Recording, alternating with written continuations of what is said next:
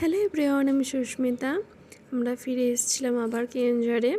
সেই গতানুগতিক জীবন আবার শুরু হয়ে গেছে। সকালবেলা স্নান ছেড়ে জামা কাপড় ধোয়াধুয়ি করে ফেললাম। দেখতে পাচ্ছ আমার ফুল গাছটা কতগুলো ফুল এসছে। আমি ঘরে এসে রাত্রেবেলায় আগে গিয়ে আমার ফুল গাছ কেমন আছে দেখেছি। তারপর পুজো করলাম। পুজো সেরে রান্না চাপিয়েছিলাম। অ্যাকচুয়ালি সকালবেলায় এখন অফিস হচ্ছে, তো তার জন্য আমি সকালবেলায় ভিডিওটা করতে পারছি না।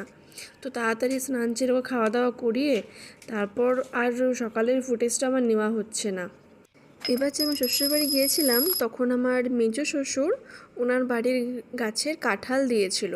তো ওইটা আমাকে দিয়ে দিয়েছিল আমার শাশুড়ি, যে তুই নিয়ে যা, ওখানে উঠবি। ওনার কাছে অলরেডি ছিল। তো সেইটাই আমি রান্না করেছিলাম আজকে, আর সঙ্গে ডাল করেছিলাম।